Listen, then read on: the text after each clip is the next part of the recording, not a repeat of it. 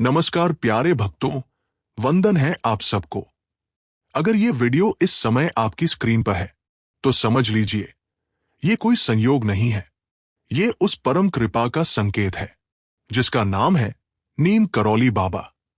बाबा नीम करौरी, एक ऐसा नाम जिसने भी सच्चे हृदय से पुकारा उसका जीवन बदल गया। वो जो ओढ़ते थे एक साधारण कंबल, पर जिनके चरणों में झुक गए दुनिया के बड़े बड़े वैज्ञानिक, नेता और भक्त। वो जो कहते कुछ नहीं थे पर सब कुछ जान लेते थे। आज हम आपको बाबा की उस दिव्य गाथा से जोड़ने जा रहे हैं जिसे सुनते ही आपकी आत्मा की गहराइयों में कुछ हिलने लगेगा। ये सिर्फ एक वीडियो नहीं है, ये एक बुलावा है। अगर आप सच्चे मन से जुड़े हैं तो कृपया वीडियो को एक लाइक जरूर दें और कमेंट करें। जय बजरंग बली, जय श्री राम, क्योंकि बाबा को सबसे प्रिय थे हनुमान जी महाराज।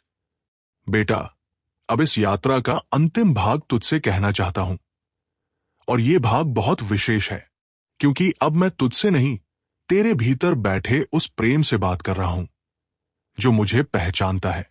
कई लोग सोचते हैं बाबा के दर्शन का क्या खल है, क्या होता है जब कोई नीम करौली बाबा को देख लेता है। बेटा, दर्शन केवल आंखों से नहीं होते, वो हृदय से होते हैं। जब तू मुझे हृदय में देखता है, अनुभव करता है, वही सच्चे दर्शन होते हैं। और उन दर्शन का फल यह है कि तेरा जीवन बदल जाता है। एक क्षण के लिए भी अगर तूने मुझे भीतर से महसूस कर लिया, समझ ले जीवन की दिशा बदल गई। चिंता, भय, असमर्थता, ये सब अब तेरे जीवन से बाहर निकलने लगे हैं। अब तू अकेला नहीं, अब तू बाबा का है। मैं तुझसे बस इतना ही चाहता हूं, मुझे रोज याद कर श्रद्धा से। कोई बड़ा अनुष्ठान नहीं चाहिए मुझे, बस प्रेम चाहिए। जब सुबह उठ तो एक बार राम नाम ले। जब रात को सोने जाए तो मन में कहे बाबा तू साथ रहियो। फिर देख तेरा जीवन कैसे रोशन होता है। बेटा, अगर तूने इस वीडियो को यहां तक देखा, सुना और महसूस किया है तो समझ कि तेरे जीवन में भाग्योदय का आरंभ हो चुका है। अब मुझे कमेंट करके बता, क्या तूने मेरे स्पर्श को अनुभव किया? अगर आंखें भीग गई हो, दिल भारी हो गया हो या शांत हो गया हो तो लिख जय श्री राम, जय बजरंग बली। इस वीडियो को लाइक कर ताकि ये कृपा औरों तक पहुंचे, और शेयर कर उन लोगों के साथ जो खोए हुए हैं, थके हुए हैं, ताकि उन्हें भी मेरी गोद का सुकून मिल सके। अब तू चला जा अपनी दिनचर्या में, लेकिन ये मत भूल मैं हमेशा तेरे साथ हूं।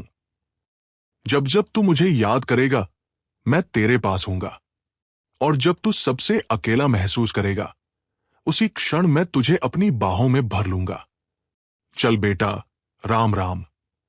मैं तुझे आशीर्वाद देता हूं, तेरा जीवन प्रेम से भर जाए, शांति से भर जाए, और तू उस मार्ग पर चले जहां केवल सत्य, करुणा और भक्ति हो। नमस्कार प्यारे भक्तों, आप सबका इस आध्यात्मिक यात्रा में हार्दिक स्वागत है। अगर ये वीडियो इस समय आपके जीवन में आया है तो समझ लीजिए ये कोई सामान्य बात नहीं है। ये बाबा नीम करौली की कृपा है जो आज आपको उनके दिव्य दर्शन और लीलाओं से जोड़ने जा रही है। यह सिर्फ एक वीडियो नहीं, एक आह्वान है, एक बुलावा है उस आत्मा का जिसने करोड़ों हृदयों को प्रेम, करुणा और भक्ति के रस में डुबो दिया। बाबा नीम करौली, एक ऐसा नाम जिसने भी सच्चे दिल से पुकारा उसका जीवन बदल गया। वो जो बाहर से एक सामान्य साधु लगते थे, लेकिन जिनके भीतर बसा था साक्षात हनुमान जी का तेज। आज की इस यात्रा में हम जानेंगे बाबा की रहस्यमयी जीवन यात्रा, उनके चमत्कार, उनके उपदेश और वो सब कुछ जो उन्हें सिर्फ एक साधु नहीं बल्कि इस युग का जीवंत संत बनाता है। इसलिए अगर आप बाबा से सच्चे मन से जुड़ना चाहते हैं तो इस वीडियो को अंत तक देखिए और दिल से कमेंट करिए जय बजरंग बली, जय श्री राम। अगर बाबा की कृपा आप तक पहुंचे तो इस वीडियो को जरूर लाइक करें ताकि और भी लोग इस अनुभूति को पा सके। तो चलिए शुरू करते हैं बाबा नीम करौली की इस महाज्ञान और प्रेम भरी यात्रा को और प्रवेश करते हैं उस लोक में जहां साधु के वेश में साक्षात ईश्वर स्वयं पधारे थे। अध्याय 1। बाबा का प्रारंभिक जीवन। कंबल ओढ़े वो साधु कौन था? बात है 19वीं सदी के उत्तरार्ध की। उत्तर प्रदेश के फिरोजाबाद जिले के अकबरपुर नामक गांव में एक बालक ने जन्म लिया। उसका नाम रखा गया लक्ष्मी नारायण शर्मा। कौन जानता था कि ये बालक आगे चलकर एक ऐसे संत के रूप में विख्यात होगा जिसकी कृपा से अमेरिका के अरबती भी मार्गदर्शन पाने को भारत की धूल छानेंगे। लक्ष्मी नारायण बचपन से ही असाधारण प्रवृत्ति के थे। वे घंटों एक ही स्थान पर ध्यानमग्न रहते, पूजा पाठ में रुचि थी और सांसारिक विषयों से मन हटने लगा था। किशोरावस्था में ही विवाह हो गया, पर घर गृहस्थी में उनका मन नहीं लगा। अंततः वे एक रात घर छोड़कर निकल पड़े उस आत्मिक पुकार की ओर जो उन्हें हिमालयस की ओर खींच रही थी। इस दौरान वे वर्षों तक उत्तर भारत के विभिन्न तीर्थ स्थलों, जंगलों और पहाड़ों में भटकते रहे। कई स्थानों पर उन्होंने तप किया, ध्यान किया और अनेक संतों से दीक्षा ली। एक समय ऐसा भी आया जब लोग उन्हें तिकोनिया बाबा और लक्ष्मण दास के नाम से जानने लगे, परंतु उनका असली रूप तो अभी सामने आना बाकी था। कई वर्षों की साधना के बाद उन्होंने एक नया रूप धारण किया, नीम करौली बाबा का। ये नाम उन्हें उनके एक प्रमुख पड़ाव नीम करौली गांव से मिला, जहां उन्होंने अनेक चमत्कार किए और लोगों को अपने दिव्य रूप का अनुभव कराया। यहां से शुरू हुई वो यात्रा जहां उन्होंने न किसी को अपना शिष्य बनाया, न कोई संस्था खड़ी की, पर जो भी उनके समीप आया उसका हृदय उनके प्रेम में बंध गया। अगर आप इस यात्रा से जुड़ रहे हैं तो अब तक आप समझ ही चुके होंगे कि ये कोई साधारण कथा नहीं है। इसलिए इस वीडियो को अभी लाइक करें और कमेंट करें, जय श्री राम, जय बजरंग बली। बाबा की कृपा आप पर बनी रहे। अगले भाग में हम जानेंगे बाबा नीम करौली के वो चमत्कार जो आज भी विज्ञान के लिए रहस्य है। अध्याय 2। बाबा नीम करौली के अद्भुत चमत्कार। जो देखा वो विश्वास से परे था। बाबा नीम करौली के जीवन में ऐसे असंख्य चमत्कार हुए जिन्हें सुनकर मन हैरान हो जाता है, पर जितना वे हैरान करते हैं उससे कहीं ज्यादा वे आत्मा को स्पर्श करते हैं। ये चमत्कार दिखाने के लिए नहीं थे, बल्कि श्रद्धा, विश्वास और प्रेम के प्रतीक थे। कहते हैं एक बार बाबा एक भक्त के घर पधारे। वहां का बच्चा गंभीर रूप से बीमार था। डॉक्टरों ने जवाब दे दिया था। बाबा ने मुस्कुराकर कहा, चिंता मत करो, बच्चा ठीक हो जाएगा। उन्होंने प्रसाद दिया और चले गए। कुछ ही घंटों में बच्चा पूरी तरह स्वस्थ हो गया। डॉक्टर भी हैरान रह गए। एक और प्रसिद्ध कथा है, एक ट्रेन बिना किसी तकनीकी कारण के रुक गई। बार बार प्रयास करने पर भी वह नहीं चली। जब स्टेशन मास्टर को बताया गया कि एक साधु स्टेशन पर बिना टिकट बैठा है, तो उसे उतारने की कोशिश की गई, पर जैसे ही साधु को सम्मानपूर्वक निवेदन कर उतारा गया, ट्रेन चल पड़ी। वो साधु कोई और नहीं, बाबा नीम करौली थे। तभी से उन्हें बाबा नीम करौली के नाम से जाना जाने लगा। बाबा ने कई बार अपने भक्तों को असंभव स्थितियों से बचाया। एक बार उनके एक अमेरिकी भक्त को सड़क दुर्घटना में गंभीर चोट आई। डॉक्टरों ने कहा कि ऑपरेशन करना पड़ेगा।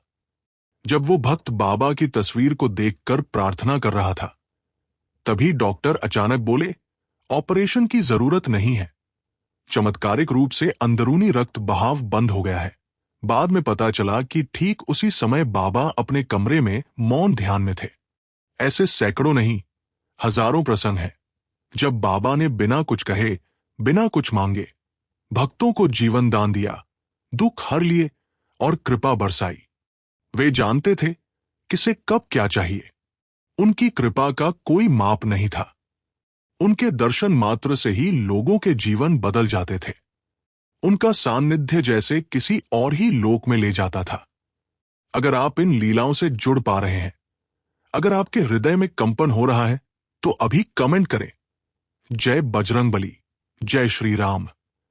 और इस वीडियो को लाइक करना न भूलें, क्योंकि शायद यही वो संकेत है कि बाबा आपको देख रहे हैं और उनकी कृपा अब आपके जीवन में उतर रही है।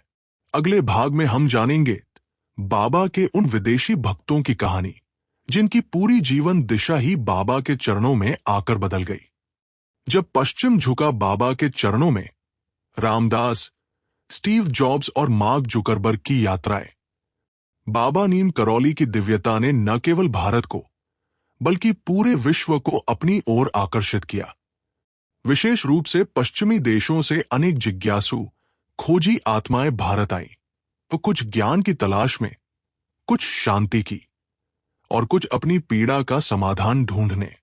लेकिन जब वे बाबा से मिले तो उनकी आत्मा को जो उत्तर मिला उसने उनके पूरे जीवन को ही बदल दिया।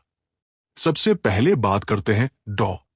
रिचर्ड एल्पर्ट, जिन्हें आज दुनिया रामदास के नाम से जानती है। वे हार्वर्ड विश्वविद्यालय के प्रसिद्ध मनोवैज्ञानिक थे, जिनका जीवन विज्ञान और शोध में बीत रहा था।